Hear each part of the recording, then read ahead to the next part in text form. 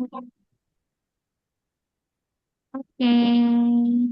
halo semuanya, selamat siang dan selamat datang di acara Ngobrol Asik Tokutei Gino, Banyak Jalan Menuju Jepang bagian 2 yang diselenggarakan oleh Arunika Edu.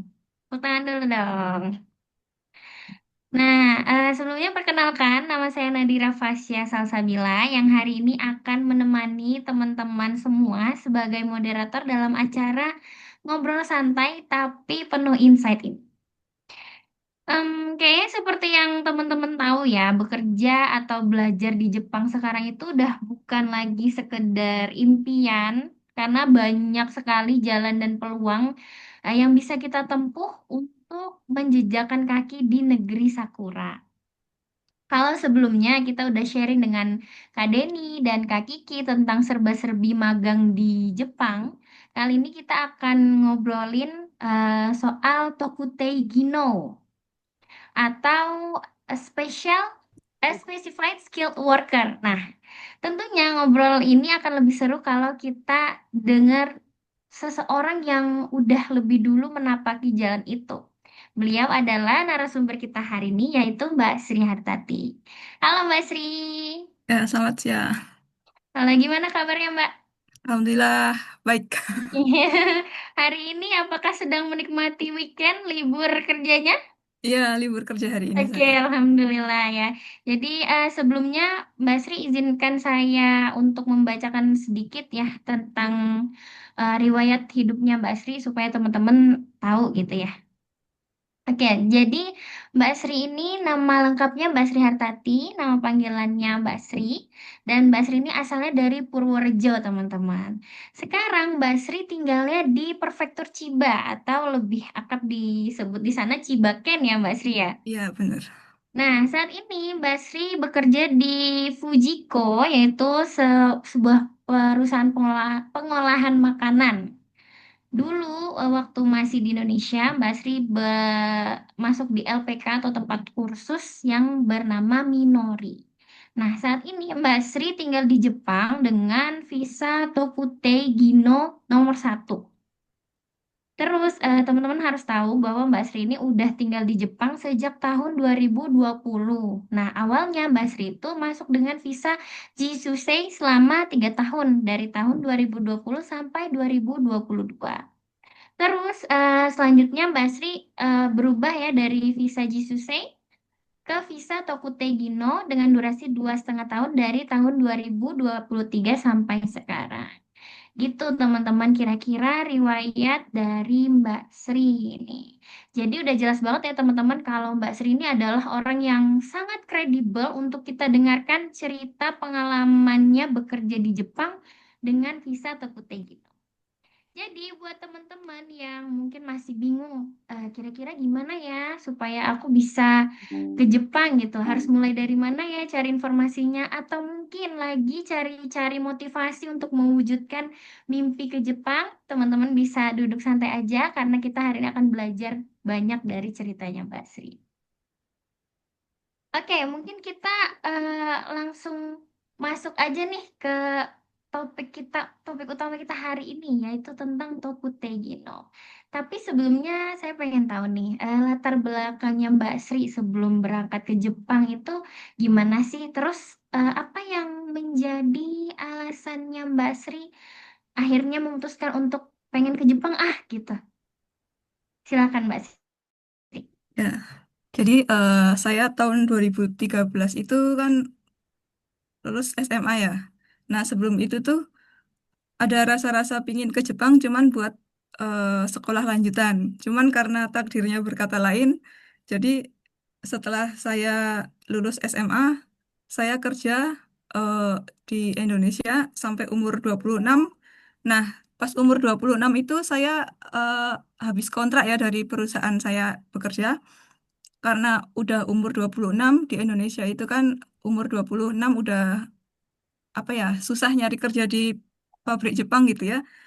Jadi saya memutuskan untuk mencoba peruntungan ke Jepang lewat LPK waktu itu untuk program pemagangan begitu. Oke, berarti awalnya itu Mbak Sri Yang tadi itu ya Jisuse itu ya Mbak Sri ya Iya, di tahun benar. 2020. Oh itu eh, berarti Mbak Sri begitu lulus SMA kerja dulu di Indonesia, Mm. baru setelah itu program magang itu ya. Iya, benar. Nah, terus proses awal keberangkatannya Mbak Sri sampai ke Jepang itu gimana sih? Ada nggak tahap yang menurut Mbak Sri itu kayaknya sulit banget, menantang banget gitu? Pas awal-awal ke Jepang kan saya lewatnya PT itu ya, Minori ya. Saya daftar Minori, Hmm. terus habis itu dari Minorinya dites fisik. Tes fisik itu paling menantang menurut saya ya, karena habis tes Oh, fisik di Minori itu 1 hari kemudian badannya sakit-sakit, karena jarang olahraga juga ya. Nah, habis itu setelah proses tes fisik ada psikotes, habis itu wawancara dari pihak Minori. Kita dikasih tahu kalau misalnya nanti ikut program magang ini selama 3 tahun kita tidak boleh pulang gitu ke Indonesia selama 30 tahun itu gitu. 30 tahun maaf 3 tahun. oke 3 tahun Ya. ya. Terus kemudian dilanjutkan interview user sama orang Jepangnya. Hmm. Nah, itu juga menantang sih ya, karena saya udah sampai berapa kali tes baru keterima gitu, baru dapat Oh, perusahaan. waktu interviewnya itu pakai bahasa apa Mbak Sri? Waktu itu Bahasa karena Jepang. magang ya, dari nol nggak Heeh. apa-apa gitu kan. Jadi Oh, saya ngomong bahasa Indonesia nanti diterjemahkan sama itu oh. penerjemahnya gitu. Boleh nggak sih Mbak Sri kasih bocoran sedikit waktu tes fisiknya itu disuruh ngapain aja? Tes fisiknya itu kayak push up, squat jam gitu. Berarti kalau mau magang di Jepang itu fisiknya harus terlatih gitu ya sebaiknya gitu ya Mbak Sri. Iya.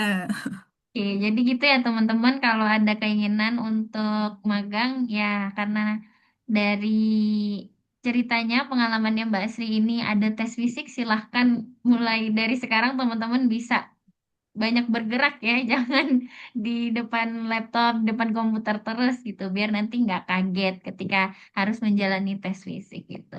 Oke, tadi kan Mbak Sri nyebutin eh, kita ada dengar bahwa dari riwayatnya Mbak Sri itu ada Jisusei atau magang gitu ya. Terus ada juga Tokutegi no. Nah, mungkin ini biar teman-teman ada gambaran sedikit nih ya, bisa nggak sih Mbak Sri menjelaskan perbedaannya Jisuse itu apa, Tokutegino itu apa gitu.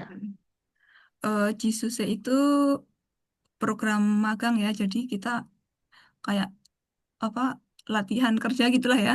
Kalau di Indonesia transfer apa yang dipelajari ke kita gitu untuk eh, apa diaplikasikan di Indonesia gitu. Nah, magang sendiri ada yang 1 tahun, ada yang 3 tahun gitu kan. Kalau magang itu sampai 5 tahun bisa ya. Heeh. Terus kalau Tokutegino itu eh, kita kerja langsung gitu. Tokutegino dengan keahlian gitu diakui sebagai pekerja resmi gitu. Kalau Tokutegino sendiri kan juga ada nomor satu, nomor duanya itu ya. Ya jadi ya perbedaannya kalau Jisuse atau magang itu kita selama kontrak itu kita tidak boleh pindah kerja. Kalau Tokutegino kita kontraknya 1 tahun, jadi tiap 1 tahun nambah 1 tahun, terus bisa dilanjut 1 tahun gitu kan. Itu boleh pindah kerja gitu. Ya Berarti kalau per satu misalnya, tahun gitu ya, ya Mbak. kalau Hmm. Tokutegino sendiri kan kita perlu sertifikat keahlian ya. Kalau Ah, Jisusnya kita berangkatnya tidak perlu sertifikat sertifikat keahlian. oh gitu. Berarti asal dari tes user itu, interview user itu lolos, langsung berangkat gitu ya, Mbak? Ya, kita kalau mungkin kalau tiap LPK itu programnya beda ya.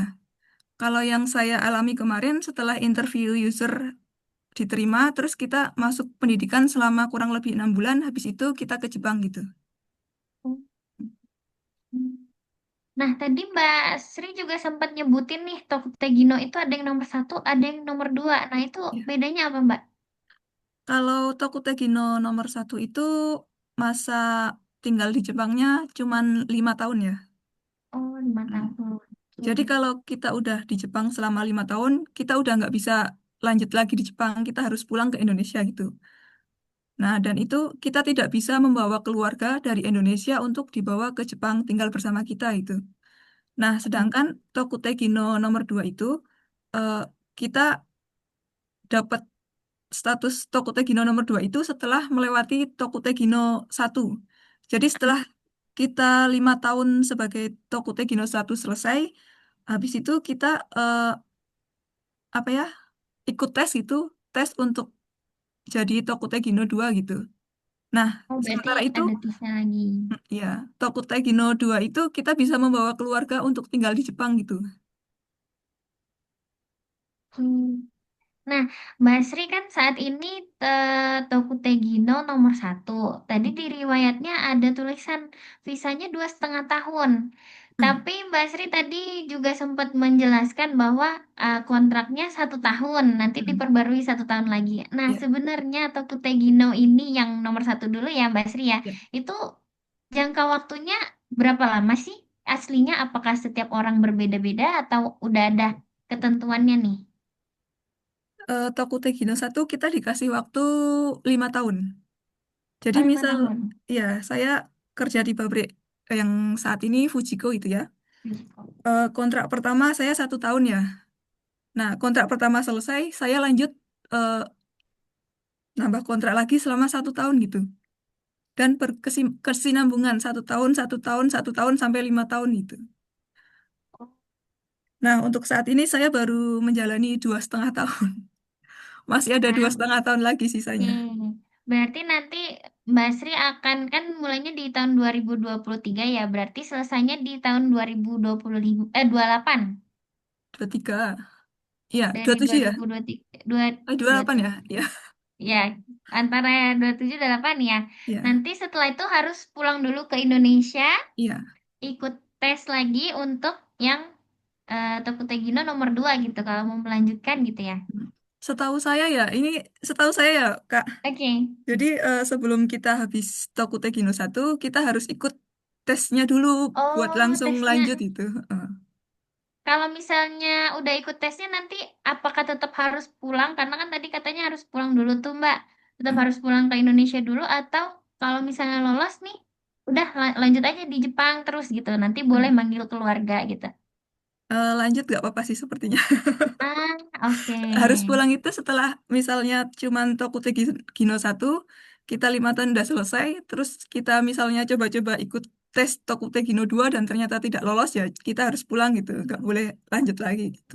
Oh gitu, oke. Jadi gitu ya teman-teman, karena jangka waktunya 5 tahun, tapi kontraknya diperbarui setiap 1 tahun ya Mbak ya? Iya benar. Nanti kalau mau lanjut ke yang Tokutegino nomor 2, sebelum jangka waktunya habis, sebelum 5 tahun itu selesai, harus ikut tes dulu. Baru nanti bisa melanjutkan, kalau lolos tesnya bisa melanjutkan ke Tokutegino nomor 2. Gitu. Jadi waktu Mbak dari Jisuse ke Tokutegino itu prosesnya gimana Mbak Sri? Itu dari Jisuse ke Tokutegino. Eh, Iya. saya kontrak Jisuse saya itu kan 3 tahun ya. Nah waktu itu karena masa corona, saya mau pulang dulu takut takut nanti nggak bisa balik lagi ke Jepang gitu kan.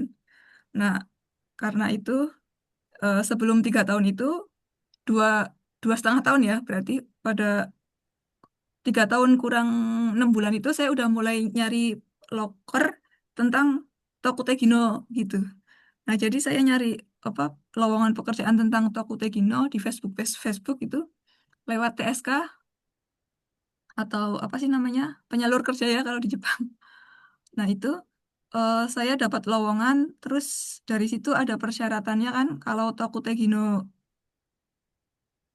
dari Jisuse ke Tokutegino itu harus punya setidaknya sertifikat bahasa Jepang tingkat JLPT N4 atau setara JFT Basic A2 ya, sama sertifikat keahlian gitu. Jadi saya cuman ngasih berkas-berkasnya terus sisanya diurus sama TSK Berarti lewat itu ya, lewat jasa apa TSK itu penyalur. tadi. Iya. Oke. Eh, Sertifikat SSW-nya itu cara dapetinnya gimana kemarin Mbak Sri? Kalau saya Atau sendiri dari uh Jisuse ya, Oh, dari Kalau ya, Jisuseng. kalau Jisuse 3 tahun itu nanti tahun pertama kan ada tes. Heeh. Nah, itu tes keahlian tingkat pemula dapatnya ya. Nah, nanti tahun ketiga itu ada tes lagi, itu nanti dapatnya sertifikat keahlian tingkat ahli gitu. Nah, Hmm. itu yang dipakai untuk melamar Tokutegino ya, Mbak ya? Iya. Oh, gitu. Berarti, tapi kalau misalnya nih nggak pakai TSK secara mandiri gitu daftarnya ke perusahaan itu bisa nggak kira-kira, Mbak? Kalau setahu saya ya, kalau perusahaan Jepang itu mewajibkan lewat TSK ya, kalau buat Tokutegino gitu. Oh, gitu. Berarti semuanya harus lewat TSK dulu ya. Iya. Eh, nah, kalau misalnya nih Mbak ada teman-teman yang dia nggak lewat program magang, Hmm. tapi mau ikut Tokutegino, itu kira-kira bisa nggak ya, Mbak? Bisa ya, bisa. Dari Indonesia itu bisa. Dari Indonesia tetap syaratnya apa? Sertifikat bahasa ya, CLPT N4 atau CFT A2, kemudian sertifikat keahlian. Nah, sertifikat keahliannya itu sendiri bisa tes di Indonesia gitu. Oh, Nah, gitu. nah saya punya teman berangkat dari Indonesia. Nah, dia itu udah punya CFT sama sertifikat SSW itu ya keahlian. Nah, karena mau berangkat ke Jepang kan dia harus lewat TSK ya. Jadi dia ikut TSK yang di Indonesia gitu buat pemberangkatan ke Jepang gitu. Oh, berarti ada juga TSK yang dari Indonesia yang udah Hmm. kerjasama sama perusahaan-perusahaan di Jepang gitu ya, Mbak. Iya benar. Berarti kalau misalnya kita mau Toktegino dari Indonesia, kita cari perusahaan TSK-nya buat disalurkan ke Jepang gitu. Kalau kira-kira kalau misalnya kita lewat TSK gitu, berarti kita ada bayar biaya nggak ya, Mbak? Iya, ada bayar biaya. Oke, kalau Mbak Sri kemarin kan lewat Jepang ya, pada waktu itu biayanya berapa? Kalau boleh tahu Mbak. Kalau lewat Jepang langsung di Jepang ya. Karena Heeh, di Jepang karena kita nggak perlu mengurus surat ke kemana-mana ke Jakarta dan lain sebagainya kantornya itu kan imigrasi sama kita nggak perlu tiket pesawat gitu kan. Jadi ya heeh. saya cuman bayar berapa 4.000 itu buat keperluan membeli stempel apa gitu saya lupa. Oh, 4.000 Iya, yen ya Mbak ya iya empat berarti. ribu ya. 4.000 yen itu kalau sekarang sekitar 400 ribuan ya Iya, dirupiahkan. dirupiahkan. Hmm. Kalau yang kalau yang temennya Mbak Sri gimana? Dapat cerita nggak kira-kira kemarin biayanya berapa? Oh itu kurang tahu ya, tapi saya sempat eh, punya kenalan TSK juga. Waktu itu saya nanyain buat teman saya yang lagi di Indonesia juga kan, itu sekitar 40 sampai 50 ya, itu buat tiket pesawat Empat sama puluh sampai apa lima ya? puluh juta. Oh, oh. Wow. Oke, ternyata lumayan ya yang harus disiapkan bukan tadi kan ada fisik, ada tesnya juga, sertifikatnya juga. Iya, Ternyata teman-teman ada biaya juga yang harus kita siapkan kalau misalnya mau ikut program Tokutegino ini. Kalau kita dari Indonesia ya, karena iya, itu udah mencakup sama tiket pesawatnya, mm, sekaligus pengurusan visanya juga ya berarti iya, Mbak ya. iya benar. Itu teman-teman ya. Oke. Terus tadi berarti sertifikat yang SSW-nya itu dari bidang apa aja boleh ya Mbak tergantung nanti melamarnya kemana gitu. Iya, dari bidang apa aja? Ada 12 bidang ya? Oh, Oh, 12. oh, 12 mana ya?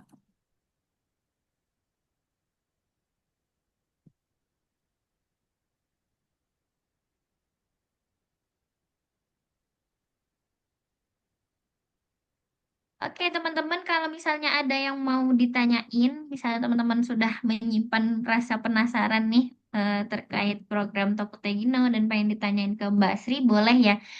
Nanti saat sesi tanya jawab, boleh bertanya langsung, atau kalau sekarang mau dituliskan di kolom chat juga boleh, dipersilahkan. Oke, silakan Mbak Sri, gimana yang tadi? Ya, saya mau ngasih tahu tentang 12 bidang pengolahan makan. Kalian yang diujikan itu ya ada pengolahan makanan, pertanian, perikanan, konstruksi, industri mesin dan logam, elektronik, perhotelan, perawatan lansia, pembersihan gedung, pembangunan kapal, penerbangan, dan transportasi gitu.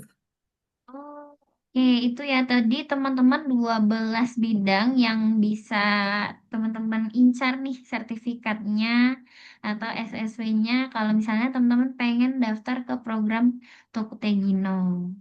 Tapi ya kembali lagi tadi untuk di reminder ya ada beberapa persyaratan yang harus teman-teman penuhi termasuk salah satunya punya sertifikat keahliannya dan harus melalui TSK. Nah, di kolom chat ini sudah dibantu sama Mbak Ai nih bahwa TSK itu adalah singkatan dari Tokushu Skill Kenkyusha gitu. Semacam agen gitu ya berarti ya Mbak ya.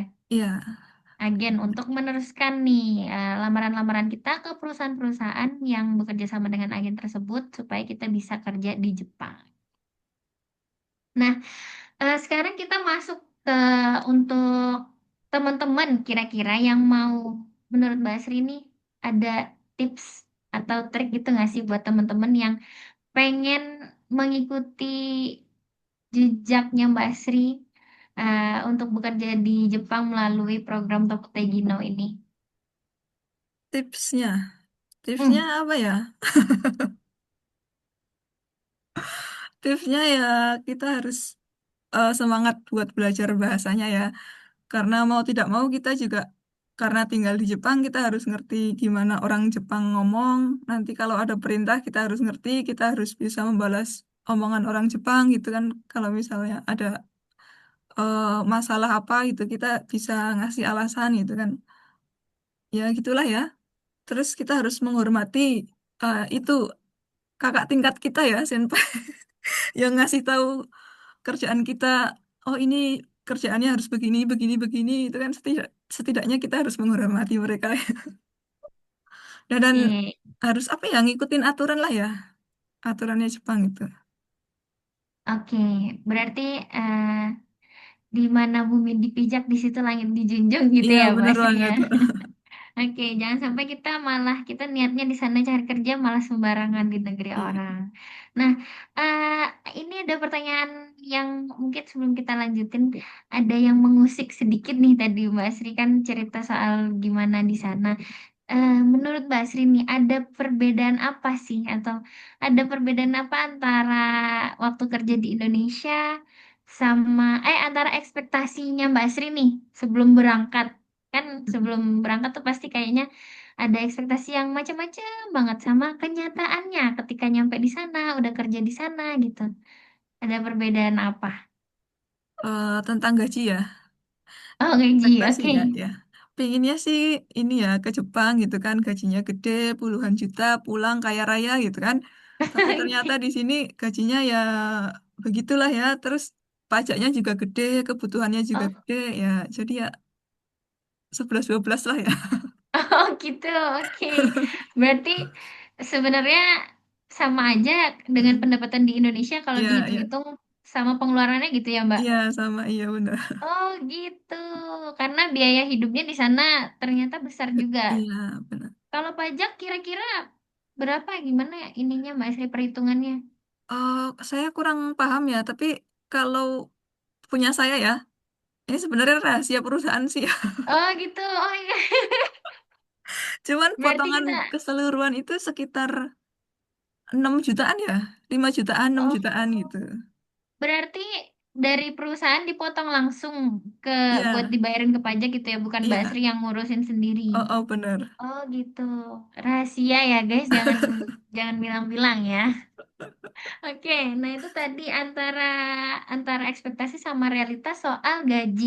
Selain itu ada lagi nggak Mbak ekspektasi-ekspektasi yang Ada, ternyata ada. beda banget nih sama Eh, realitanya?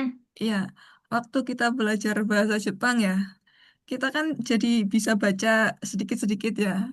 Nah, kalau misalnya karena saya waktu itu di LPK gitu kan, kadang-kadang tesnya lulus gitu kan, setiap bulan gitu kan ada tesnya buat naik tingkat selanjutnya, tingkat bahasa selanjutnya gitu kan. Saya merasa oh udah bisa gitu. Pas di Jepang kita nggak tahu apa-apa. Beda banget orang Jepang itu ngomong apa itu kita karena belum terbiasa ya. Kita nggak ngerti mereka ngomong apa itu Kak. Cuman dikiranya udah bisa langsung ngobrol gitu kayak orang biasa gitu ngobrol. Tapi ternyata ya. susah lah. Apalagi orang Jepang terkenal ya kalau ngomong tuh cepet gitu. Iya, Iya, Mbak. iya. Jadi kita karena Heeh. sama di Indonesia sama senseinya mungkin atau sama teman-teman dengan tempo yang lebih pelan supaya bisa saling memahami gitu kan. Kalau Iya. ternyata di Jepang ngomongnya cepet banget. Jadi Iya, tapi agak tapi gimana, Mbak? biasanya ini apa namanya, mereka tahu kalau kita orang luar gitu kan, mereka ngomongnya Heeh. juga pelan, pakai bahasa sederhana Oh, gitu kan. Tapi sederhananya omongannya orang Jepang itu buat kita rumit gitu. ini udah bahasa yang paling simpel gitu ya, Iya, tapi tetap, hah? Jadi Mbak Sri waktu itu butuh berapa lama tuh sampai akhirnya terbiasa dengan bisa ngobrol sama orang Jepang aslinya? lama ya Kak ya. Saya masuk pertama masih ngah-ngoh gitu kan, dibantu senpai buat nerjemahin gitu kan, kakak tingkat nerjemahin gitu kan. Habis itu saya diperintah juga saya nggak tahu perintahnya apa Kak. Nah karena kendala itu saya sempat ikut kursus sendiri, selama 6 bulan gitu kan buat eh, apa namanya membiasakan kuping buat mendengar gitu kan. Nanti kalau ada orang yang ngomong gini, nanti jawabnya gini. Pada akhirnya ya pelan-pelan kita ngerti ya. Kita ngerti Heeh. eh, perintah yang dikasih dari atasan itu apa. Cuman kita ngerti sedikit, kemudian kita nggak bisa nanggepinnya Kak. Ada masalah ini, misalnya ada masalah kok ini nggak bisa apa nggak dipakai di produk, dimasukin ke produk yang lagi jalan gitu kenapa gitu kita nggak bisa jawabnya. Itu jadi kendala itu. Oke. Oke, tadi udah ngomongin soal gaji, terus bahasa. Saya tuh ada lagi nggak Mbak ekspektasi Apalagi Mbak yang udah kayaknya. nggak sesuai? Udah ya, oke. Berarti tadi waktu Mbak Sri cerita soal dibantu sama senpai, itu senpainya orang Indonesia, Mbak? Iya, orang Indonesia. Oh, di sana juga banyak Mbak Sri ketemu dengan orang Indonesia yang ikut program Tokutei Gino ini. Oh, waktu itu masih ini ya, waktu masih pemagang ya. Oh, waktu masih magang. Oh ya, waktu masih magang. Oke. Nah, kalau Tokuteki Hino sendiri, waktu saya dari magang kan banyak orang Indonesia ya. Kita tuh ngobrolnya lebih ke bahasa Indonesia daripada bahasa Jepangnya gitu kan. Nah, pas pindah ke Tokuteki Hino ini, tiba-tiba teman-teman saya itu orang asing semua. Jadi mau tidak mau ya harus belajar bahasa gitu. Oke. Jadi gitu ya teman-teman, mungkin supaya ekspektasinya teman-teman nanti nggak kaget kayak Mbak Sri kemarin ya, soal gaji, soal bahasa itu sudah disepil sedikit-sedikit sama Mbak Sri sekarang supaya teman-teman, oh iya benar kata Mbak Sri kemarin, nanti kalau misalnya udah nyampe Jepang pikirannya em, ekspektasinya sama kenyataannya nggak begitu beda gitu. Nah, Mbak Sri boleh dong diceritain gimana sih gambaran sehari-hari pekerjaan Mbak Sri di bidang Mbak Sri di bidang pengolahan Pengolahan makanan ya? makanan, iya. Pengolahan makanan. Waktu pas magang atau pas kayaknya enakan pas Tokte Ginonya sekarang deh ya di Fujiko itu tadi Oh, gimana oke, Mbak? oke, oke. Nah, jadi kan kalau pengolahan makanan itu kan ada banyak bagian ya. Kalau di tempat saya itu pengolahan makanan buat lauk pauk gitu kan. Misalnya nih terong, terong apa ya? Tumis terong lah ya misalnya ya. Tumis terong nanti di atasnya itu dikasih topping-topping gitu, terus dikasih Hmm, bawang apa ya? Bawang bawang itu loh. daun Apa ya bawang. namanya? Irisan bawang gitu. Ya, daun Iya, bawang ya. daun Heeh, bawang. itu. Ya, kasih topping-topping gitu, terus dikasih mika gitu kan. Nah, Mm-mm. sementara itu buat memperoleh produk apa menghasilkan produk di dalam mika itu kan ada yang masak, ada yang motongin bahannya gitu kan. Terus ada yang apa merakit merakit bukan. Natain ke dalam mikanya masukin itu Hmm, masukin topping gitu. Terus kemudian ada yang nutup, ada yang labelin gitu kan. Nah, itu kan kalau di tempat saya, di saya ya, bagian saya itu kan bagian yang eh nata letak apa ya nata letak apa ya masuk-masukin bahannya itu ke dalam heeh. mika gitu Kak. Kemasannya. Ya, kemasannya. Jadi Oke. kita itu jalan jalan di conveyor gitu kan produknya, terus kita masuk-masukin gitu berapa gram dimasukin, terus masukin toppingnya, terus ditutup, terus ngalir ke tempat pelabelan gitu. Ya gitulah ya. Kalau yang masak ya masak-masak gitu kak. Berarti Mbak di bagian pengemasan ya? Iya pengemasan. Oke, nah penempatan Mbak di bagian pengemasan itu, it- kalau misalnya kita punya SSW dari pengolahan makanan ya, apakah itu bakalan di pengemasan terus sertifikatnya itu memang cuman khusus pengemasan, atau kalau misalnya kita udah punya sertifikat pengolahan makanan, ujiannya itu berarti kita bisa ditempatkan di banyak posisi gitu, Mbak? Hmm, ke di mana aja ya, nggak cuman pengemas pengemasan itu kan. Kadang-kadang pengolahan makanan itu kan ada yang ngolah ayam, motong-motongin ayam gitu juga termasuk pengolahan makanan, Kak. Berarti Mbak Sri di semua posisi pernah mengalaminya. Belum, kebetulan alhamdulillah saya dikasih posisi yang mudah ya. Masuk-masukin barang gitu, ditimbang, dimasukin gitu. Oh, oke. Oh, berarti itu yang paling enak lah gitu ya, Iya, posisinya. Oke. Kalau yang berat kira-kira yang pernah Mbak Sri alamin yang posisi yang berat itu apa? waktu di waktu Jisuse ya. Waktu Oh, Jisuse itu kan Jisuse. Heeh. di apa ya, eh, pabrik pembuatan salad sayur ya. Pabrik pembuatan salad sayur itu kan berarti kan kayak apa sih namanya? Kubis. Kubis itu kan gede ya, Kak. Waktu itu pabriknya masih pabrik lama, pabrik keluarga, pabrik lama. Kita tuh manual membelah membelah itunya Oh, apa sih kubisnya gitu kan. kubisnya. Jadi ya Heeh. itulah nyampe lecet itu tangan. Ya Allah. Dikejar target nyampe lecet ya. Itu berat sih ya Oke. ngangkat-ngangkat nyampe berapa kilo gitu kan.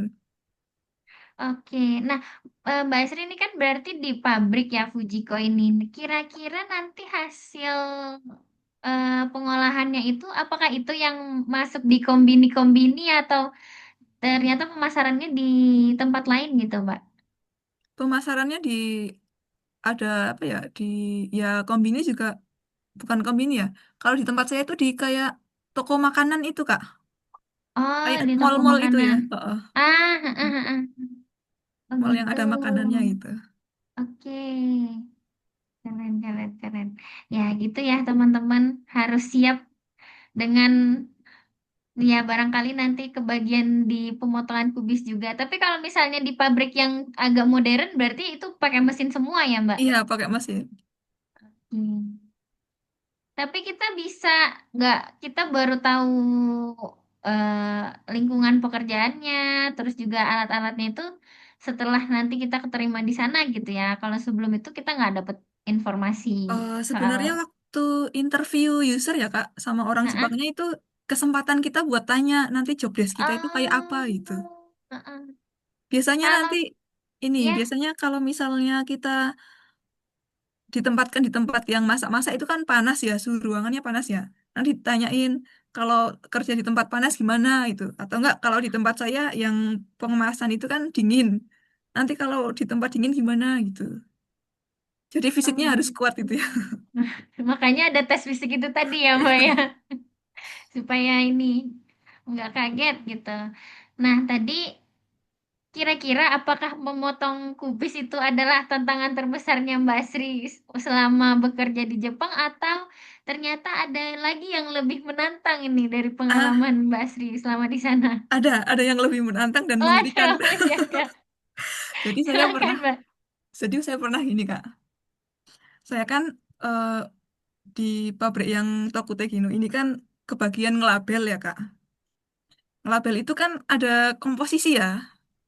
Nah, setiap setiap kemasan, setiap toko itu biasanya beda-beda. Ini dimasukin misalnya ada yang alergi wijen itu ya nggak dimasukin wijen, wijen itu kan alergi telur. Ada yang toko yang nggak dimasukin telurnya, ada yang nggak dimasukin telurnya gitu kan.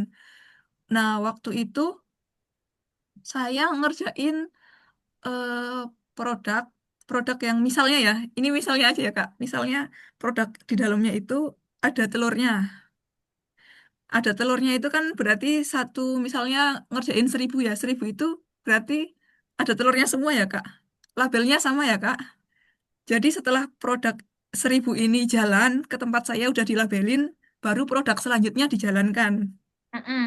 Yang misalnya yang selanjutnya produk B ini, yang tadi produk A yang ada telurnya, yang produk B ini ada nggak ada telurnya. Gak ada telurnya. Setelah produk A habis selesai 1000 jalan sampai di tempat saya, baru kemudian konveyornya kan dibersihkan. Heeh. Kemudian produk B jalan. Kemudian sampai di tempat saya baru tak labeli. Heeh. Nah, waktu itu ada produk A itu kurang satu pak, Kak, kurang satu buah itu, Kak. Kurang satu Oh. buah, labelnya itu saya tempel di apa ya? Di box, di boxnya itu ya tempat apa ya? Meletakkan produk-produk itu ya, misalnya ada 1000 itu misalnya jadi 10 box, saya taruh Heeh. eh, labelnya itu di atasnya box itu kan. Terus saya singkirkan. Kemudian produk produk B itu jalan. Produk B itu nggak ada telurnya, Kak. Iya. Jalan 2000 misalnya ya. Heeh. 2000 jalan. Udah 2000 jalan, saya udah pasin kan. Kemudian si 2000 jalan udah saya pasin, tapi saya belum selesai ya. Saya keteter, Kak. Saya belum bilang oke ke leadernya ya. Tanpa sepengetahuan saya, leadernya itu menjalankan satu produk kurangnya itu yang ada telurnya, Kak. Jadi kecampur. Oh. Waduh, terus gimana itu? Nah, Gimana, kecampur, Mbak? ketahuan kan, Kak. Saya lewat CCTV itu, Kak, diambil videonya, terus dicore-core itu apa ya? Apel pagi, di apel pagi itu ditampilin di TV, di briefingin gitu. Di depan Di orang-orang karyawan yang lain. iya, Ya Allah, oke. ini yang Terus salah. gimana, Mbak? Kemudian Ya Allah. saya dipanggil, Kak, ke kantor ya. Dipanggil ke kantor ngadep atasan.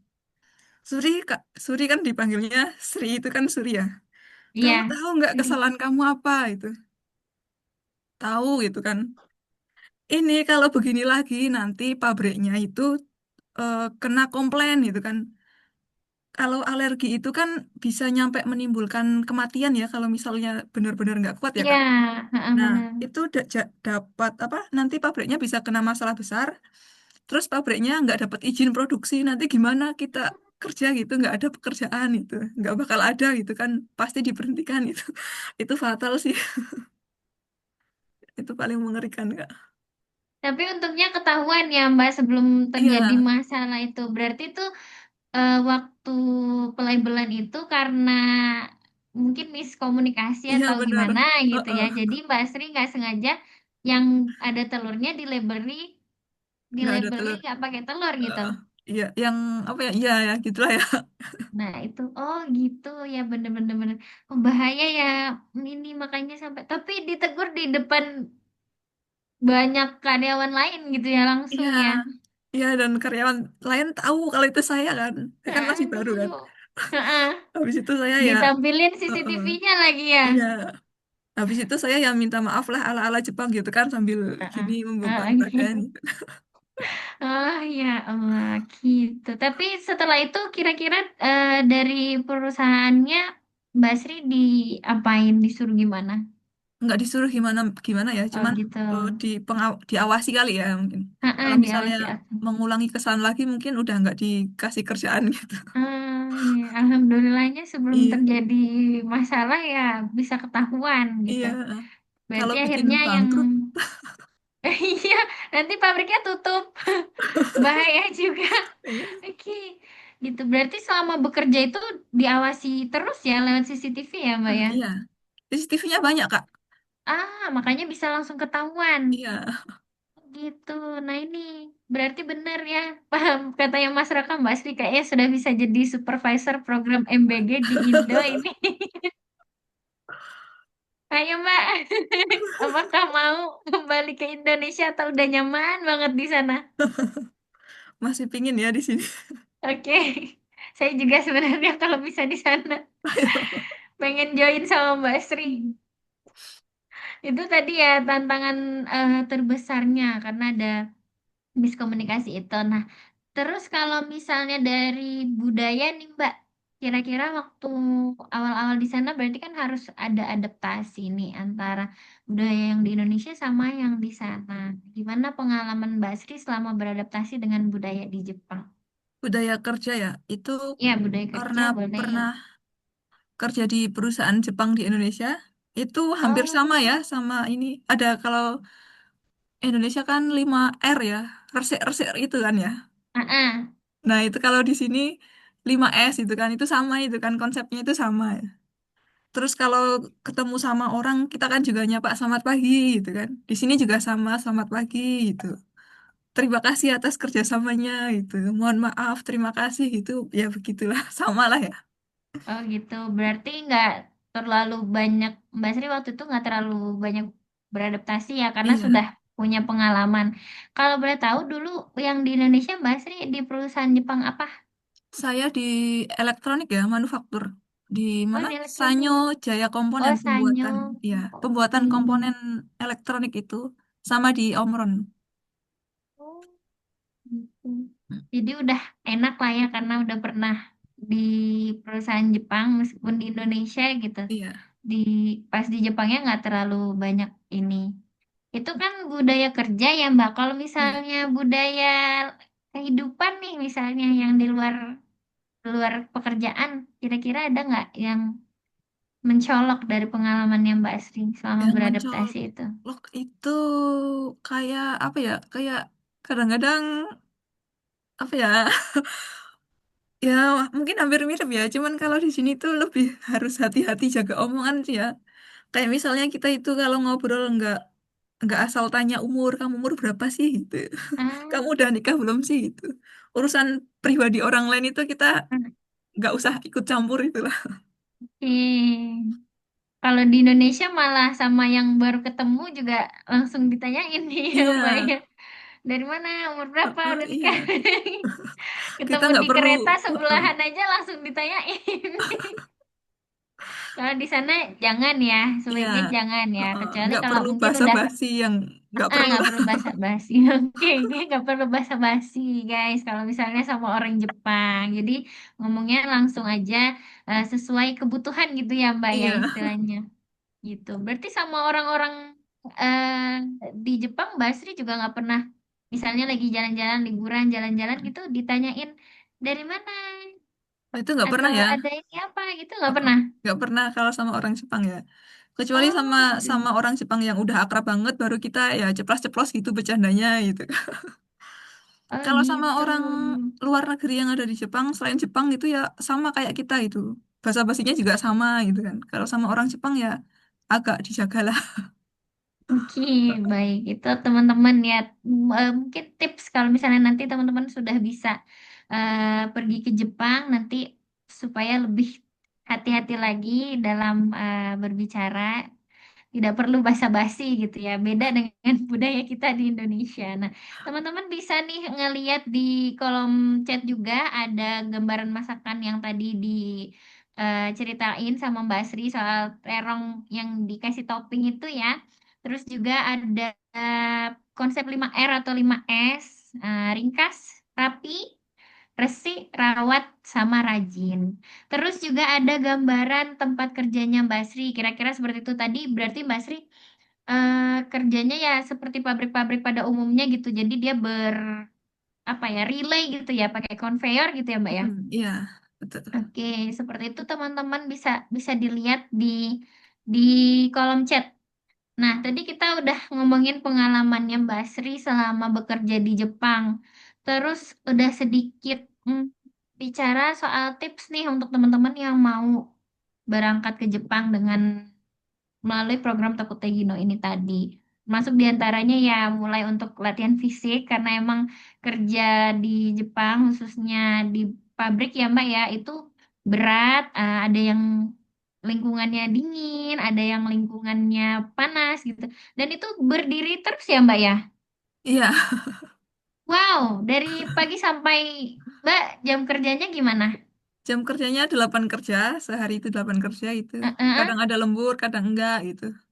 Oh, berarti anggaplah istirahat 1 jam. Dapat Iya, istirahat kan, Mbak ya? Berarti iya. sehari itu bisa sampai 7 jam berdiri. 8 jam Kalau 8 berdiri. jam. 8 jam berdiri itu Ya, berarti 8 jam itu nggak termasuk nggak istirahatnya. termasuk istirahat ya. Betul. Oh, 8 jam ya, itulah sebabnya harus ada tes fisik ya, guys.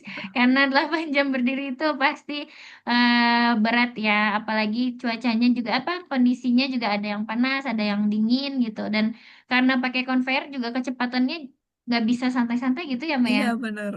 Nah, itu dia teman-teman. Jadi bisa dipersiapkan, terus juga bahasanya harus dipersiapkan dengan baik. Terus ya karena bahasanya itu tadi ya termasuk salah satu yang di luar ekspektasi Mbak Sri. Mungkin selama di Indonesia nih kita enak ngobrolnya, merasa bisa nih berbahasa Jepang. Ternyata pas ngobrol sama orang Jepangnya malah ngangong sendiri gitu. Nah, itu bisa lebih dipersiapkan lagi teman-teman. Oke, nah kalau misalnya teman-teman penasaran juga bisa melihat di kolom chat ini ada sertifikat SSW yang didapatkan oleh Mbak Sri. Eh, waktu itu dari program JISUSE-nya ya Mbak ya.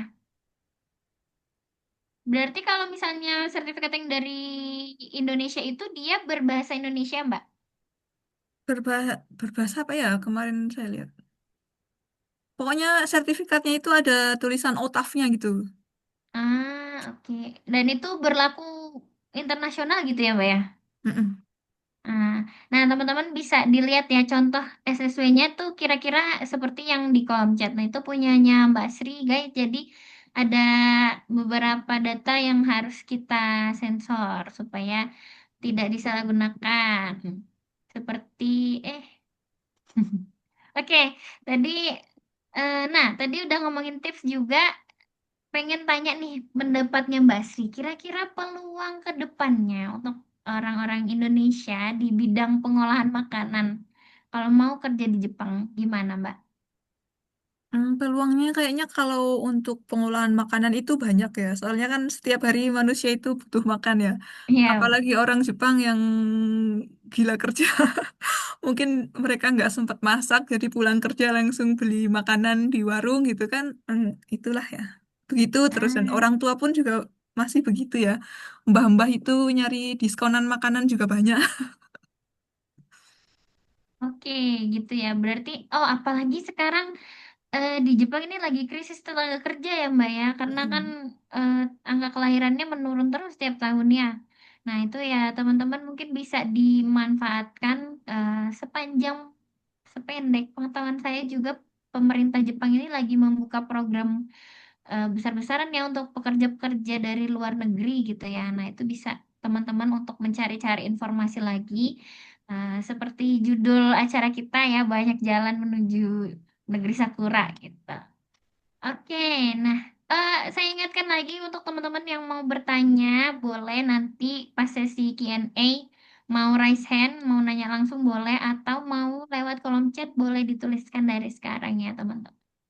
Nah, sebelum kita masuk ke sesi Q&A nih, sebagai pertanyaan penutup, ada dua pertanyaan nih Mbak. Yang pertama, pesan motivasi Mbak Sri untuk teman-teman atau anak-anak muda di Indonesia yang saat ini sedang mencari-cari di mana letaknya 19 juta pekerjaan, lowongan pekerjaan itu ya, sedang mencari-cari.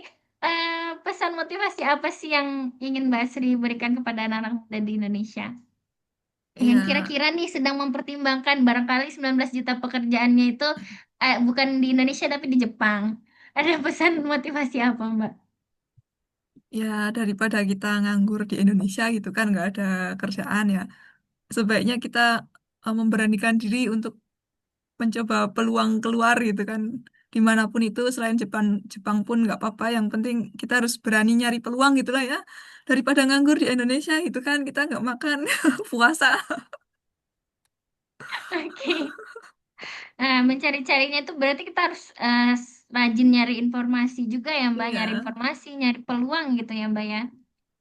Oke, itu teman-teman pesan dari Mbak Asri ya. Daripada kita nganggur di Indonesia, nggak bisa makan, bolehlah kita mencari-cari informasi atau lowongan-lowongan pekerjaan di luar negeri. Karena emang banyak sekali program yang sebenarnya bisa menampung kita, yang menerima kita untuk bekerja di luar negeri gitu ya. Salah satunya adalah di Jepang ini. Iya.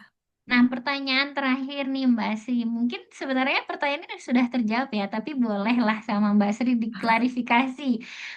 Rencananya Mbak Sri untuk karir nih setelah ini gimana?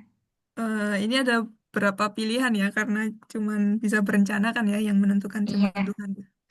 Jadi rencananya sih pingin masih di sini gitu ya. Pingin nyoba ikut tes Tokutegino 2 barangkali nanti dapet gitu kan. Terus masih bisa bertahan di Jepang gitu kan. Kalau enggak ya mau tidak mau kan harus pulang gitu. Kalau pulang ngapain ya? Paling ya ngapain Kak? Nanam kangkung kali ya. Jadi petani gitu mungkin ya. Doain aja yang terbaik lah. Oke, amin. Oh ya, mungkin Mbak Sri udah dapet info-info gitu nanti kira-kira untuk tes ke Tokutegino 2-nya gimana tuh? Oh, kalau di tempat saya ya, perusahaan saya, itu nanti bisa diikutkan, kalau kan karena Tokutegino pengolahan makanan itu bisa tes atas izin perusahaan gitu ya. Jadi nanti setelah 3 tahun bekerja di tempat saya kerja ini, pabrik saya baru bisa diikut sertakan di tes Tokutegino 2 gitu. Tapi di tempat teman saya bekerja, dia harus ini Kak, setidaknya dia dapat posisi apa atasan gitulah. Gitu. Oh, di tempat saya cuma 3 tahun itu. Sebenarnya syaratnya apa ya? Leader, bisa pernah jadi leader itu juga ada mensyaratkan begitu. Berarti setiap perusahaan itu beda-beda gitu ya Mbak ya Iya, oh, persyaratannya. Tapi dipastikan di bidang apapun itu akan ada kesempatan untuk ikut tes Tokutegino nomor begini dua. 2-nya itu tadi. Iya, bener banget. Nah, teman-teman kalau misalnya mau sertifikat ujian untuk sertifikat keahlian tadi atau SSW tadi, informasinya teman-teman bisa lihat nih di ini link ya Mbak atau foto ya di Iya, gambar yang foto. dikirimkan Oh, oleh Mbak Ai di kolom chat. Nah, bisa nih teman-teman udah mulai nyiapin kira-kira aku cocoknya di bidang mana ya dari 12 bidang itu dan bisa mulai mempersiapkan diri untuk ngambil sertifikasinya. Gitu ya teman-teman. Nah, mungkin untuk pertanyaan di sesi intinya nih, Mbak, dari moderator selaku pemantik gitu sudah ya, sudah cukup. Nah, barangkali dari teman-teman yang ada di ruangan ini, di Zoom ini, kalau misalnya mau bertanya, dipersilahkan. Silahkan raise hand ataupun mau menuliskan di kolom chat juga boleh. Mumpung hari ini kita bisa ngobrol langsung dengan Mbak Sri yang punya pengalaman langsung nih bekerja di Jepang dari tahun 2020 sampai sekarang. Silakan teman-teman yang mau bertanya boleh dipersilahkan.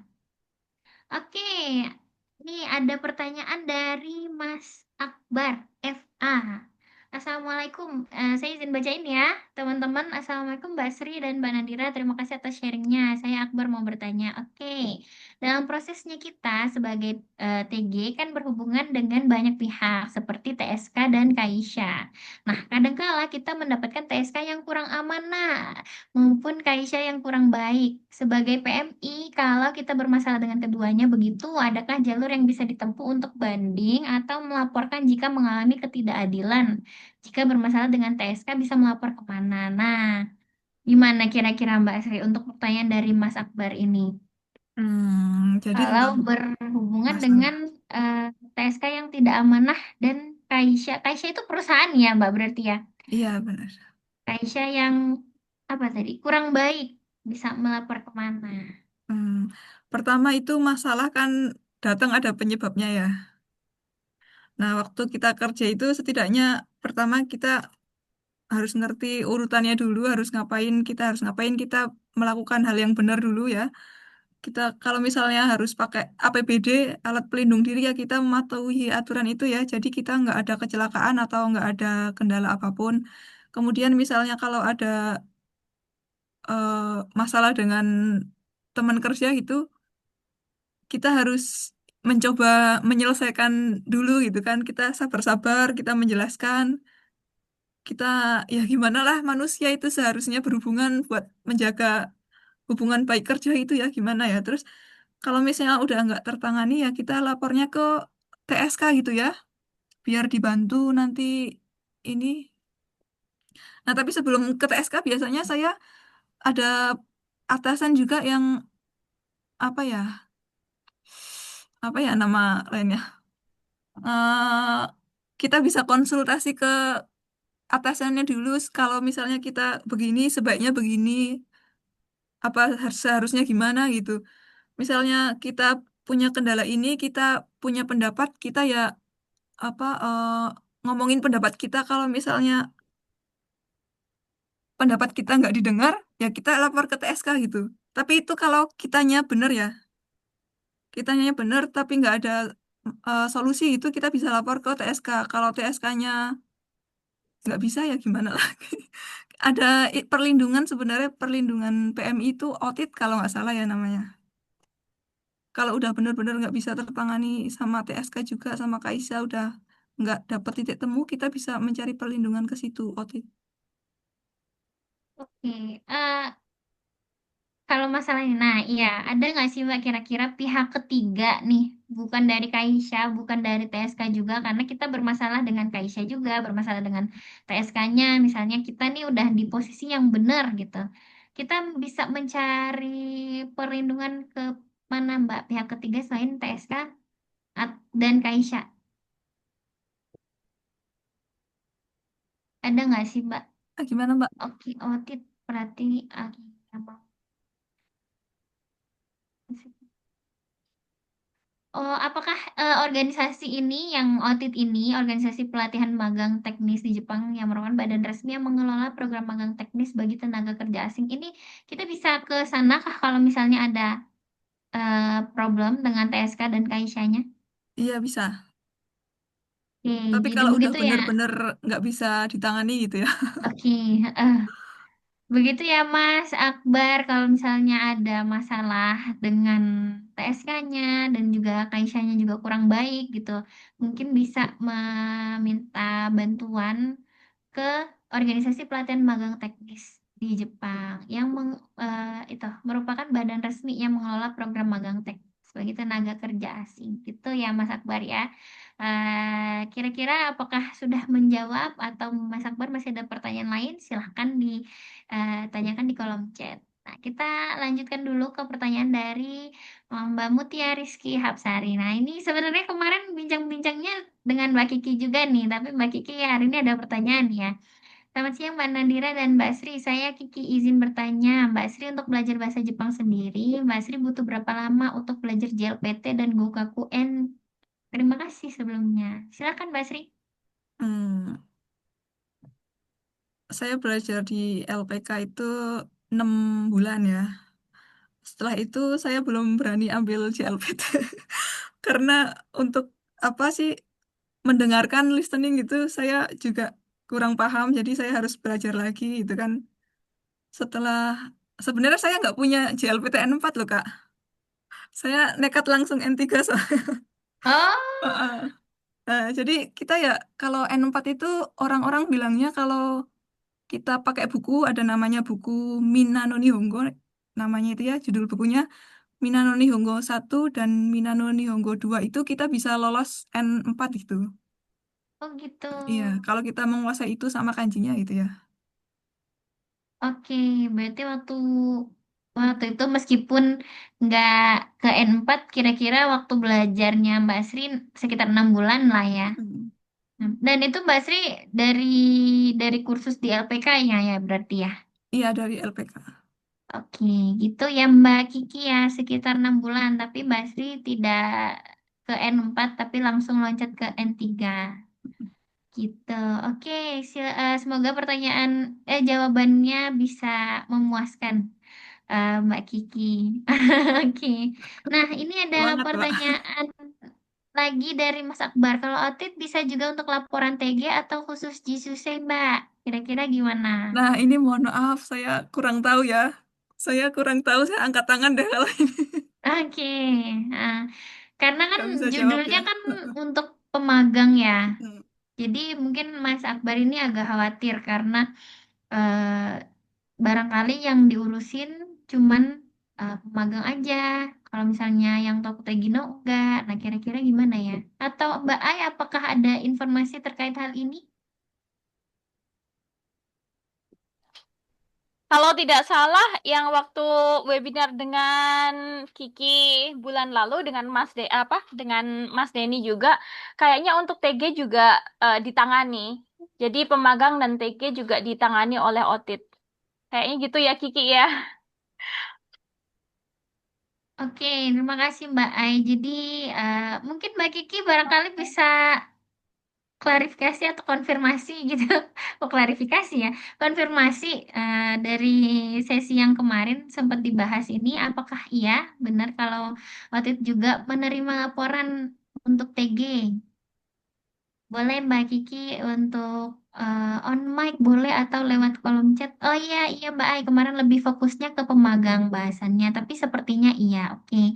Nanti mungkin Mas Akbar bisa menghubungi dulu ke OTIT ini dan minta bantuan supaya barangkali laporannya bisa diterima karena kan sama-sama pekerja asing gitu ya Mbak ya. Ya, pokoknya kalau pekerja asing itu kita tetap dapat perlindungan kok, itu aja. Oke, terima kasih Mas Akbar atas pertanyaannya dan terima kasih juga Mbak Kiki tadi sudah mengkonfirmasi. Nah, barangkali teman-teman ada yang mau bertanya lagi, dipersilahkan. Oh, ada di PDF-nya. Oke, ada di PDF-nya. Apa masih ada file PDF-nya ya Mbak? Barangkali nanti bisa di-share ke Mas Akbar. Atau bisa diakses gitu ya di webnya. Nanti Mas ada nanti di-share lewat email. Oke, kalau gitu. Terima kasih Mbak Ai. Nanti bisa eh, japri ya mungkin ya Mas Akbar untuk PDF-nya supaya informasinya lebih jelas lagi. Terima kasih Mbak Kiki atas informasinya. Jadi teman-teman silakan kalau misalnya masih ada yang mau bertanya, kita masih ada waktu. Oh iya, silakan Mbak Ai. Mau bertanya, ini sebenarnya bukan bertanya ya, cuma mohon klarifikasinya Mbak Sri. Jadi kan ini ini banyak banget ya kalau kita scroll di Instagram gitu atau di internet gitu konten-konten yang katanya kerja di Jepang gaji 55 juta per bulan gitu kan. Jadi Mbak Sri mohon konfirmasinya, apakah benar kalau kita bekerja dengan visa Tokutengino itu bisa sampai dapat 55 juta rupiah per bulan? Nah, itu aja tolong mohon banget dikonfirmasi karena bener nggak sih gitu biar semuanya mohon maaf biar pendengar dan penonton Arunika Edu jadi tercerahkan gitu loh. Oh, yang sebenarnya tuh iya bener dapat 55 juta atau sebenarnya nggak juga gitu. Itu aja. Terima kasih. Ya, Silakan mungkin Mas Ri mungkin klarifikasinya. ada ya yang dapat segitu ya, tapi karena saya belum mengalami ya, saya bilang tidak ada. Oke, berdasarkan pengalamannya Mbak Sri, berarti belum nyampe 55 juta per bulan ya? Ya, belum sampai ke Itu pun masih kaya raya. masih ada dipotong pajak lagi, Iya. masih harus biaya hidup lagi di sana yang cukup besar ya. Berarti mungkin kalau untuk dari pengalaman yang Mbak Sri itu belum. Nah, barangkali nanti dari Arunika ini bisa mengundang, oh ini ada Mas Akbar. Sebentar ya Mas Raka, mohon maaf. Dari Arunika bisa mencari narasumber yang sudah menerima 55 juta per bulan, kita tanyain lagi. Biar klarifikasi gitu. Oke, silakan Mas Raka. Iya, Mbak, saya tanya aja. Tadi kan katanya gajinya nggak nyampe 55 juta. Terus gajinya, tadi Mbak Sri juga sempat ngomong, ya sama aja kayak di Indonesia. Tapi Mbak Sri juga tadi ngomong, masih pengen tetap di Jepang, nggak mau pulang dulu. Kenapa gitu, Mbak? Ya, karena di Indonesia itu saya udah expired. Umur saya udah nggak bisa, apa ya, udah nggak bisa diterima buat kerja di perusahaan Jepang di Indonesia gitu kan. Kan eh pinginnya ke sana gitu kan. Di sini maksudnya sama kayak di Indonesia itu ya kita bisa nyimpennya itu segitu gitu loh Mas. Di Indonesia UMR berapa ya Kak? 5 jutaan ya? Jangan tanya orang Jogja. Oh, beda. Tergantung daerahnya, Mbak, Oh, UMR-nya. tergantung Tapi daerahnya kalau ya. Jateng, Jogja Heeh. termasuk kecil sih Oh, sebenarnya. ya. Ya mungkin bisa nyimpennya juga segitu ya, tapi ya daripada di Indonesia ya mungkin ya lebih tinggi di sini sedikit buat nyimpennya gitu. Purworejo Purworejo nggak nggak bisa bisa nyimpen ya. nyimpan, Mbak. Aduh. Purworejo nggak bisa nyimpen. Ya kalau misalnya sampai segitunya berarti emang mendingan di Jepang ya, Mbak ya? Iya, mendingan di Jepang. Tapi Oke. semuanya di Mungkin cover ya ya. Mbak ya, asuransi gitu. Jadi eh, apa keamanan kerjanya lebih lebih di cover nggak dari kan Mbak Tri sempat kerja di Indonesia juga terus kemarin kerja di Jepang untuk apa ya cover kesehatan apa asuransi itu lebih lebih lebih mungkin lebih bagus di Jepang ya makanya Mbak Tri Mm. mungkin lebih bertahan di sana gitu. Iya, iya benar. Emang lebih bagus di Jepang ya asuransi gitu. Kemarin teman saya ada yang kecelakaan kerja, kepotong apanya gitu kan, itu juga dibiayai sama asuransi gitu. Terus kemudian saya juga sempat berangkat kerja kecelakaan juga, itu juga dibiayai asuransi, dapat tunjangan gitu. Ya berjalan sesuai semestinya lah, nggak ada yang gimana-gimana itu. Terus klaim asuransinya kemarin kira-kira seribet di Indonesia nggak, Mbak? Oh, kebetulan saya diurusin sama perusahaan ya, Kak. Oh gitu, berarti Kebetulan perusahaan ketemu yang perusahaan yang baik ya. Nah, jadi makanya kalau pas mau nyari lowongan kerjaan Tokutegino itu kan kita kan ini ya nggak kayak apa nggak dituntun banget kayak kita Jisuse gitu kan. Jadi setidaknya kita harus tahu dulu itu nanti pekerjaannya itu pekerjaannya itu. perusahaannya kayak apa gitu ya. Perusahaannya gede apa gimana, apa bener apa enggak gitu. Ya begitulah, dilihat dulu sebelum kita melamar itu. Oke. Nah, gimana Mas Raka? Apakah masih ada yang ingin ditanyakan? Cukup cukup Mbak kasih. Oke, terima kasih. Nah, ini ada Mbak Air nih mau nambahin lagi. Kalau kena kecelakaan kerja seperti itu, perusahaan biasanya gimana? Tadi Mbak Asri sempat ini ya cerita dikit, menyebutkan sedikit kalau waktu Mbak Asri kecelakaan itu diurusin semuanya sama perusahaan gitu ya, Mbak? Hmm. Waktu itu saya kecelakaan kendaraan ya Kak, bukan kecelakaan kerja ya. Kalau Nah, kecelakaan kerja tapi juga, diurusin perusahaan juga, dipanggilin ambulan gitu. Terus nanti dari sana ditanya-tanyain kan sama pihak asuransinya juga baru diurus gitu. berarti bukan kitanya yang udah kecelakaan disuruh ke sana kemari ngurusin gitu Enggak, enggak enggak, ya? enggak setega itu sih kayaknya. Tidak seperti di suatu tempat ya. Heeh. Ini juga kalau kita kena masalah begini, ini juga TSK juga bisa bantu ini ya. Tugasnya TSK bantuin Hmm. juga gitu. Berarti sebenarnya kalau misalnya TSK-nya oke, perusahaannya juga oke, kita benar-benar keamanannya, terus juga ininya, keselamatannya sama termasuk asuransi itu terjamin ya di sana Iya, Mbak ya. jauh tuh yang ini. Ini. Nah, makanya Mbak Sri lebih senang di sana, lebih pengen di sana gitu ya. Lagi di Purworejo masih belum bisa nyimpan gitu ya Mbak ya. Oke, itu tadi teman-teman barangkali masih ada yang mau bertanya, kita masih ada waktu, silakan.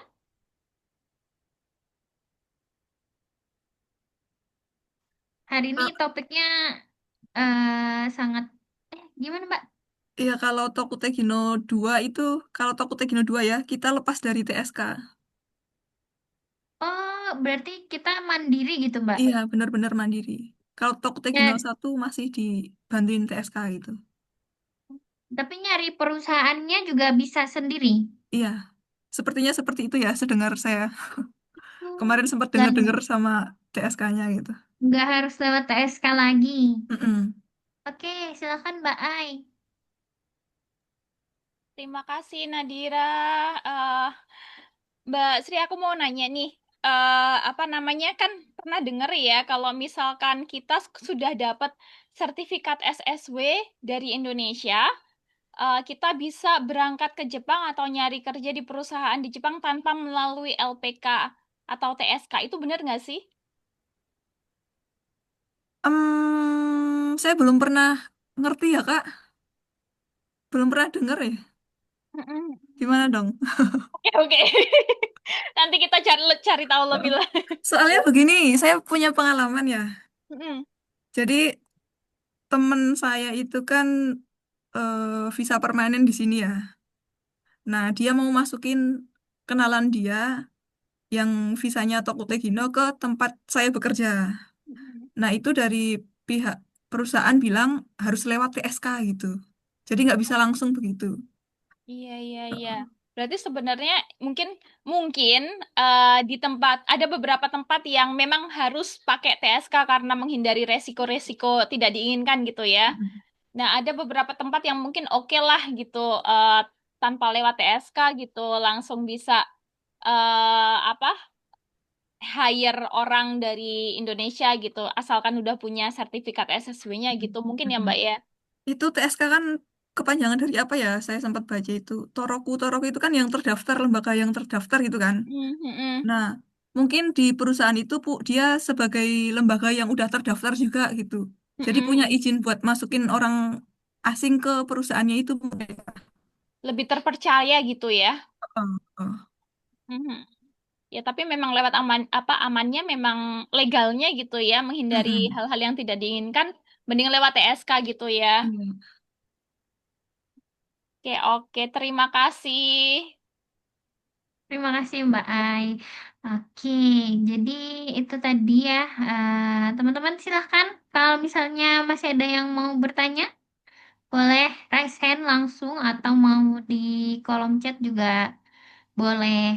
Hari ini ya sekali lagi ya mumpung di sini kita sudah ada yang pengalaman punya pengalaman langsung gitu kerja di Jepang sebagai tokutegino. Barangkali teman-teman ada yang pengen punya pengalaman yang sama dengan Mbak Sri bisa nanya-nanya nih.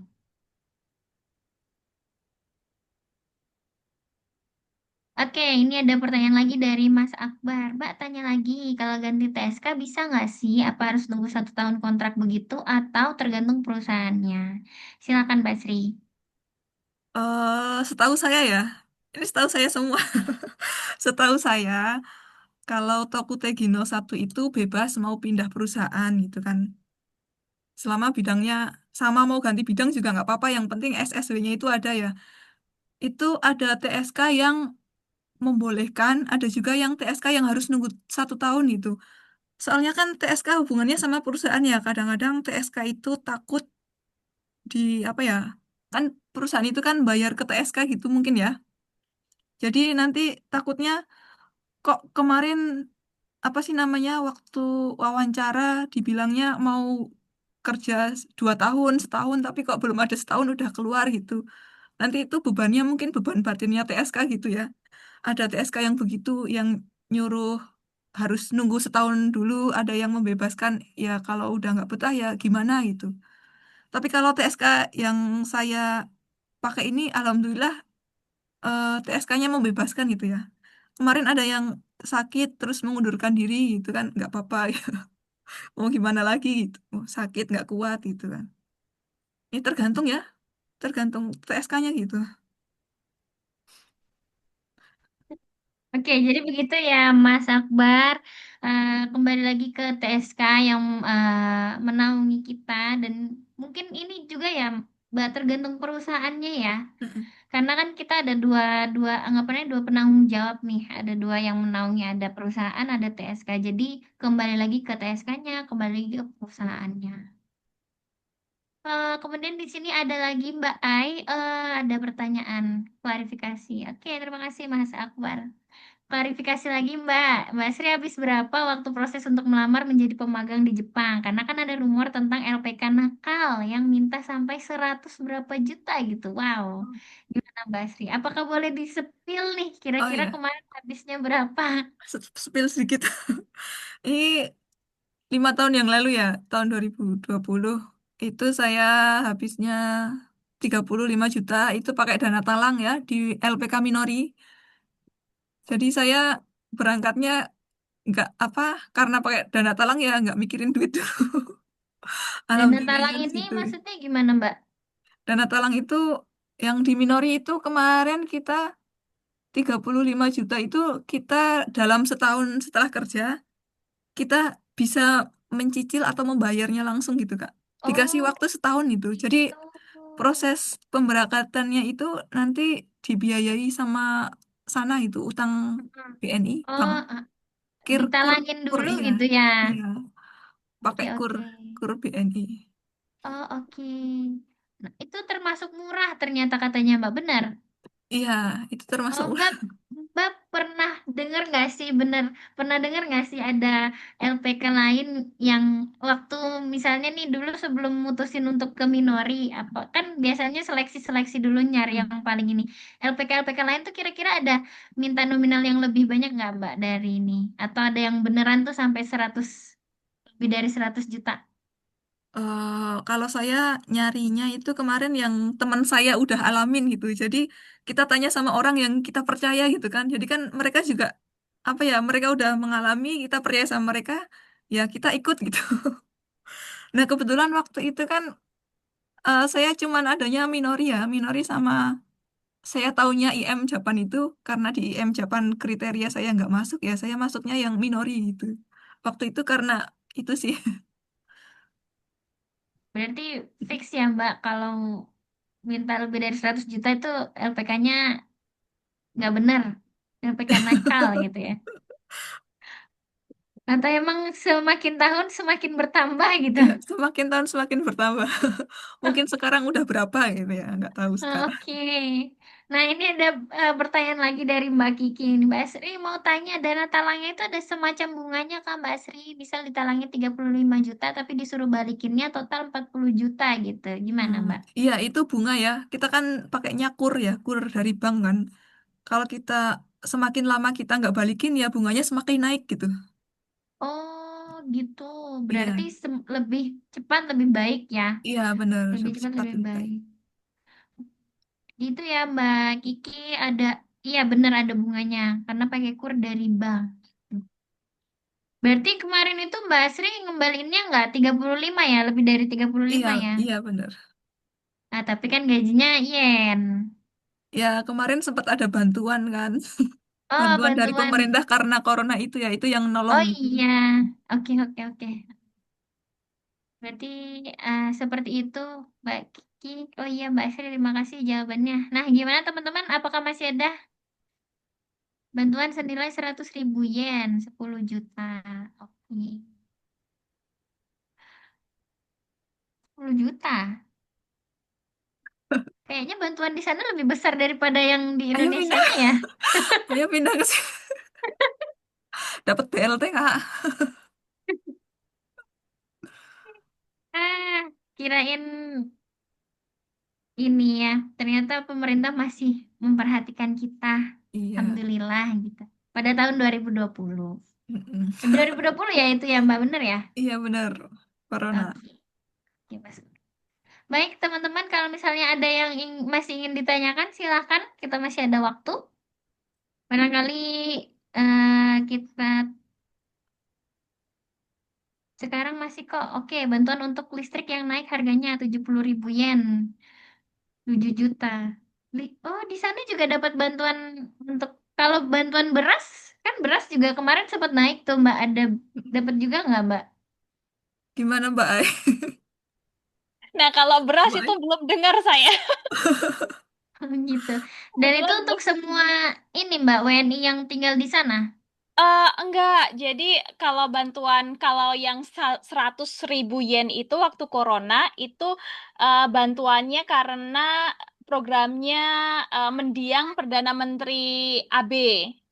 Shinzo Abe. Nah, beliau kasih semuanya tidak ada pengecualian, semua orang satu kepala dapat 100.000 yen gitu. Nah, tapi kalau untuk bantuan seperti listrik naik atau waktu itu apa harga apa yang naik gitu, ada 70.000 yen, ada 30.000 yen gitu, itu biasanya untuk yang memenuhi kriteria. Nah, kriterianya apa? Itu biasanya orang-orang yang tidak wajib membayar pajak atau ya kasarnya Oh, orang-orang yang kurang mampu gitu.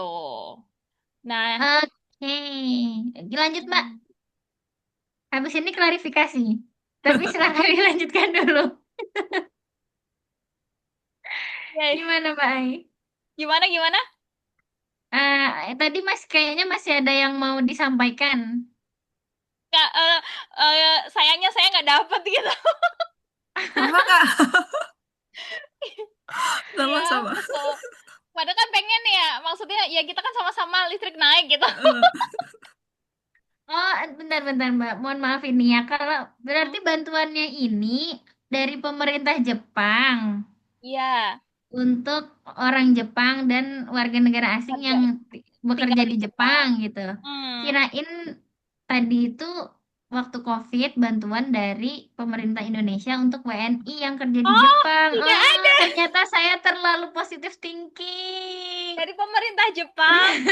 Semua warga, baik orang Jepang maupun orang asing yang tinggal di Jepang, yang waktu COVID itu untuk semua orang tanpa Semua orang. terkecuali. Oh, gitu. Masuk anak-anak juga dapat. Jadi per kepala orang, termasuk bayi juga, itu dapat Heeh. 100.000 yen. 100.000 10 juta ya. Betul.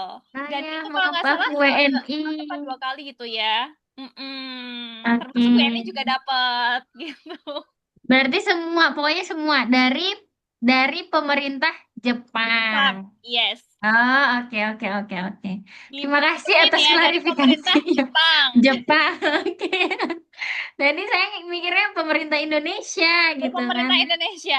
Mungkin kalau nggak salah waktu itu ada, tapi harus mengajukan bantuan gitu. Dan ya itu harus memenuhi syarat dan melampirkan dokumen bahwa tidak kurang mampu gitu. Bahwa kita keluarga Hmm, ini kurang mampu gitu. Itu baru boleh menerima bantuan. yang Seingat saya, listrik itu ya, Mbak ya? kalau iya yang termasuk yang corona waktu itu sepertinya ya. Berarti Dari Mbak Ai pemerintah juga dari waktu. pemerintah Indonesianya. Oh, itu yang pemerintah Indonesia. Ya, Kalau yang waktu corona itu termasuk Mbak Ai juga dapat dan dapat tanpa syarat. tanpa syarat sama sekali, termasuk dapat. Oh, gitu. Dari Mm-mm. pemerintah Jepang. Dari pemerintah Jepang. Oke. Yang Nah, listrik nih, ini juga dari pemerintah Jepang. oke. Jadi bantuan corona sama bantuan yang listrik naik itu dari pemerintah Jepang semuanya ya. Betul. Baik. Terima kasih atas klarifikasinya. Sama-sama. Ini ada pertanyaan lagi dari Mas Akbar. Mbak, kalau bantuan seperti itu yang dari pemerintah Jepang ini ya, diuruskan perusahaan atau kita cari sendiri ke balai kota? Gimana, Mbak? biasanya suratnya itu datang dari balai kota itu ya. Oh, disuratin, Iya, Mbak. iya disuratin. Lalu kita ngisi Oh, formulir gitu kan. Terus kalau misalnya kita mau menerima ya kita ngebalikin suratnya, kirim surat balasan gitu ya. Kalau kita misalnya tidak butuh ya udah nggak usah ngirim nggak surat usah balasan dibales gitu. ya Iya, berarti ya. betul. Disuratin langsung ke masing-masing rumah gitu ya. Iya, Ya, jadi begitu ya, Mas Akbar. Kalau ada bantuan seperti ini, termasuk yang listrik itu tadi juga ya, Mbak. Betul, betul. Berarti Yang listrik. Tapi sudah kalau untuk yang listrik tadi tidak semua. Jadi, tidak semua ya.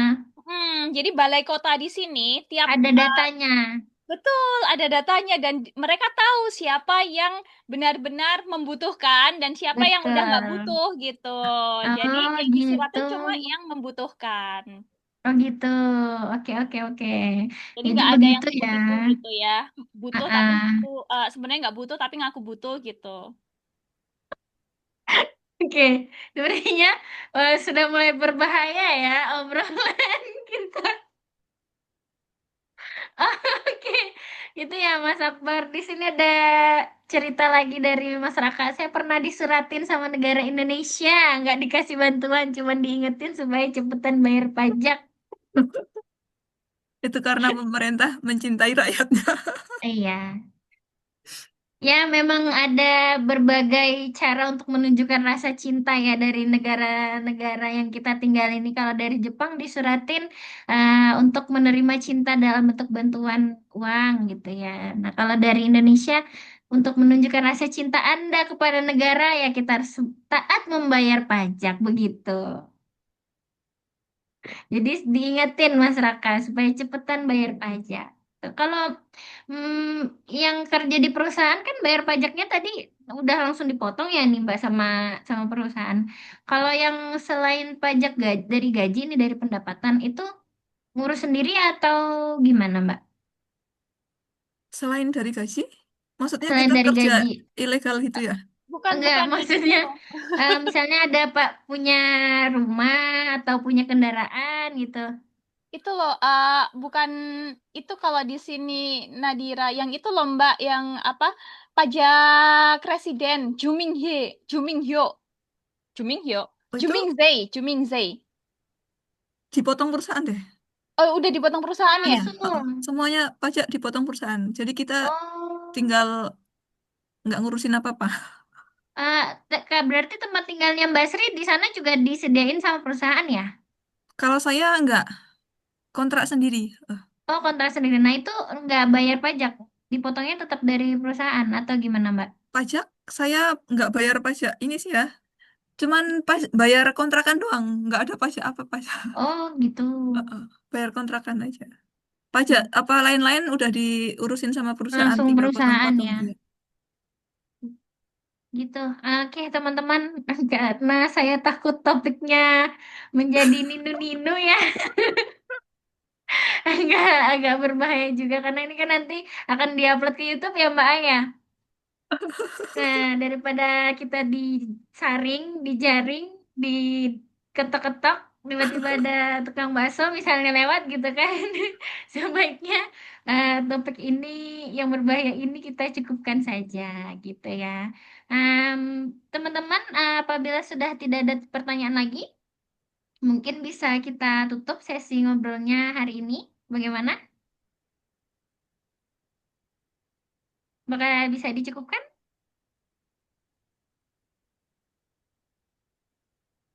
Oke. Karena nggak kerasa ya dari jam 2 tadi kita mulai, sekarang sudah pukul setengah 4 waktu Indonesia Barat. Kita udah sampai di penghujung acara hari ini, ngobrol seru, ngobrol asik soal Tokute Gino bersama Mbak Sri Hartati. Nah, kami ucapkan terima kasih banyak sekali kepada Mbak Sri sudah bersedia untuk membagikan ceritanya, pengalamannya selama bekerja di Jepang, baik itu melalui program Jisusei dan program Tokute Gino. Nah, barangkali dari pengalamannya Mbak Sri ini, teman-teman, termasuk saya sendiri juga bisa apa ya, belajar banyak gitu dan udah tahu nih arahnya kalau misalnya nanti mau mengikuti program yang sama dengan Mbak Sri gitu. Gitu ya teman-teman dan terima kasih juga kepada Mbak Ai dan Arunika Edu yang sudah bersedia menyediakan acara ini mewadahi teman-teman semuanya yang membutuhkan informasi-informasi terkait gimana caranya supaya kita bisa pergi ke Jepang dengan berbagai macam program. Next mungkin bisa nih Mbak dari apa ya? Lewat jalur lain gitu yang nggak kerja, mungkin education atau nikah dengan orang Jepang, misalnya gimana caranya bisa nikah Bisa, dengan orang bisa. Jepang gitu. Kebetulan bulan depan nanti akan ada webinar lagi dengan Kak Feby. Kak Feby itu salah satu mentor di Level Zero. Nanti kita akan buat yang dari jalur educationnya. Oke, yeay, ditunggu Mbak. Gitu ya teman-teman, silahkan ditunggu informasinya yang jalur education. Kalau jalur nikah mungkin nanti Mbak Ai yang bisa ngisi sendiri ya. Jangan, ada teman lain juga nanti kita Oh, undang. ada.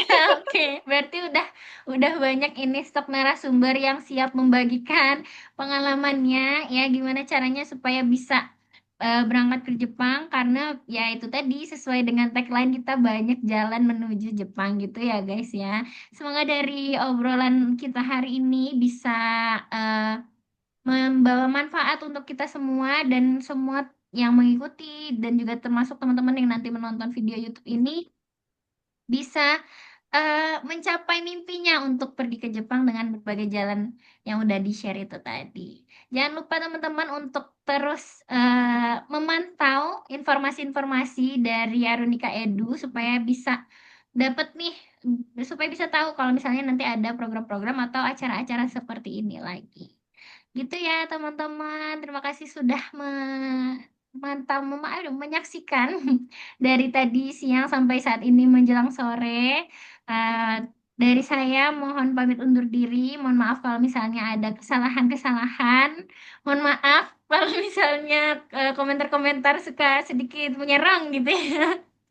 Tapi ya kita tidak ada bicara hoax ya, insya Allah di acara hari ini gitu ya teman-teman. Semuanya berdasarkan pengalaman pribadi aja yang harapannya bisa memberikan pelajaran dan manfaat untuk kita semua. Oke, sekali lagi saya pamit undur diri. Terima kasih semuanya. Selamat sore. Terima kasih.